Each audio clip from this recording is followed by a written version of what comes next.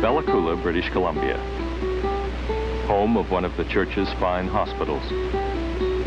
Port of call for the Thomas Crosby V, one of the most fabled of United Church ministries.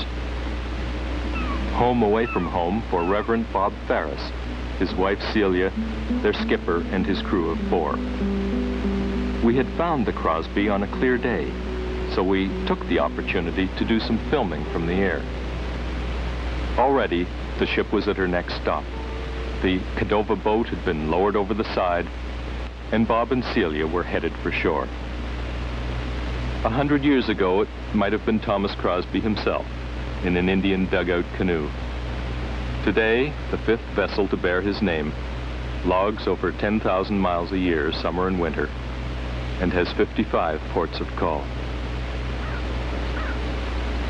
There are 2 chaps, Frenchie and Albert, who live in some place 2-3 days away from Prince Rupert by boat ride. And Albert does really nothing. He's 88 or 85, and Frenchie basically takes care of Albert, and they live on sort of a houseboat, and they've been there since everybody can remember. And they trapped or fished or did something nobody seems to remember because they haven't done anything for so long. The Crosby is their whole source of life to the outside world that brings the food, the groceries, the messages, and the 2 guys sort of have each other, and they love each other, and they just live in this little hut. The people in the Crosby love these 2 so much that they really look forward to coming and visiting. That was the report from research man Barrett. We set up shop, ready for the men to emerge. We waited what seemed like hours. Bob and Celia came to report that the men were camera shy. So we waited.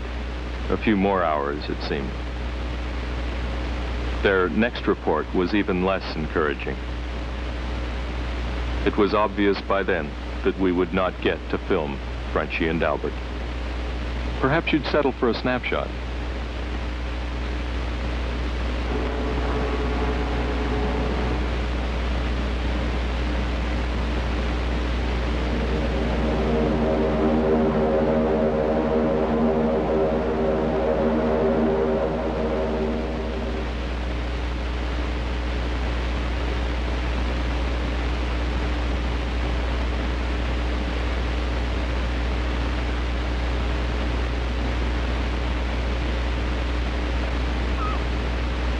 The Crosby catches the first rays of morning sun over the coastal range.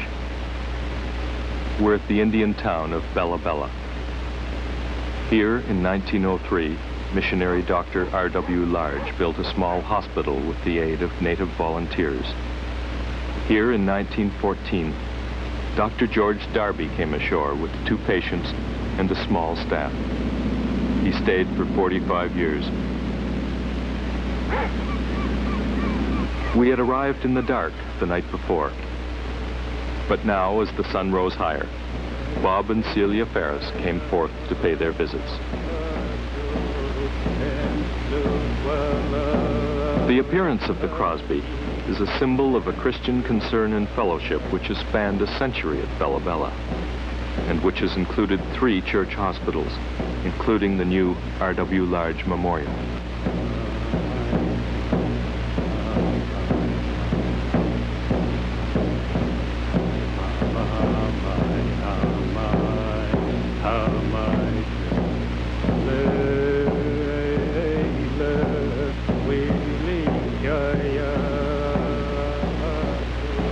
Bob and Celia are knowledgeable about coastal Indian cultures, and their relationship with the native people is warm, sensitive, and low-keyed. Here they have a word with the chief before setting off to visit the hospital.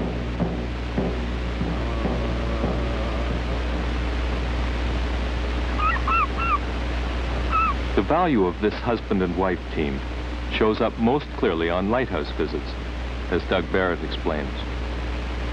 The reason is that on the lighthouses there is usually 1 couple or 2 couples or 3 couples at most.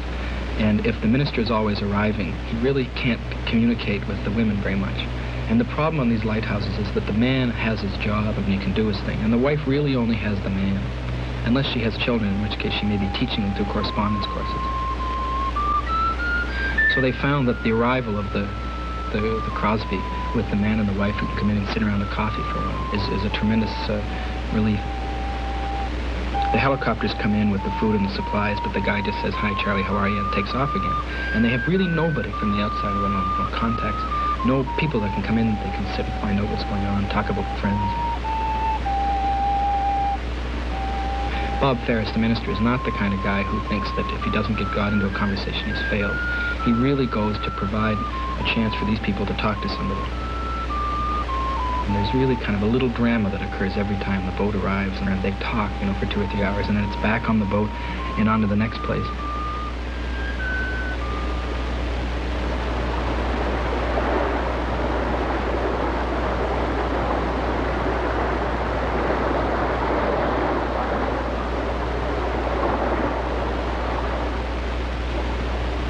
We could have taken several other approaches in terms of our first spots on television and radio, such as presenting the faith.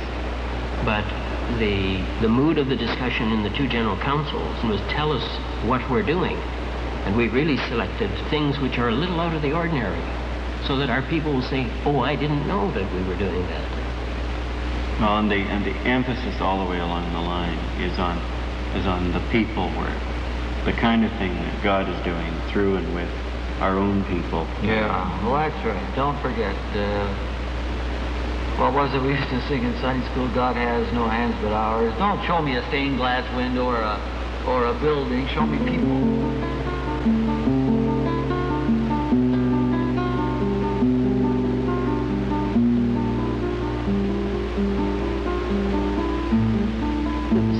That are going on right across Canada and around the world in the work of the United Church that none of us know. No matter how close we are, there's no way we can keep in touch with the people all over. True enough. We even had trouble keeping in touch with Bob and Celia. It was off-season, and the Namu cannery was almost a ghost town. The Ferrises were off to visit the only family remaining. I think it's also interesting that the two chaps who went out to do the on-the-spot research came back not having a background of being all caught up in the United Church, really appreciative of what the church is involved in. Yeah, I got to get big kick out of hearing people who were not part of the church come back up wide-eyed.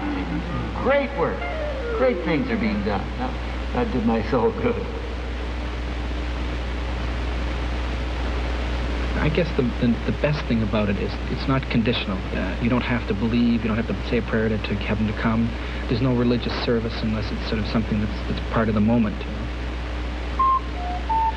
And I don't know if I want to do this, but I think that if anything, this is the way probably Christ saw the way his work should be. He wanted to let people know that they're loved regardless of who they were and regardless of what they thought. And I think that this is what the Crosby is doing. It's going and helping the people where it can help and bring persons to other persons, and it's a beautiful thing to watch.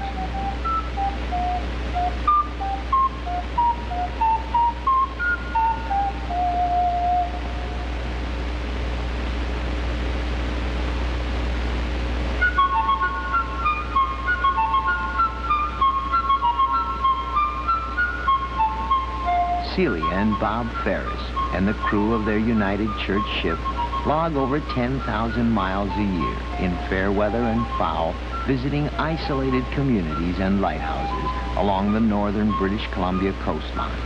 The Thomas Crosby, sharing the extravagance of God's love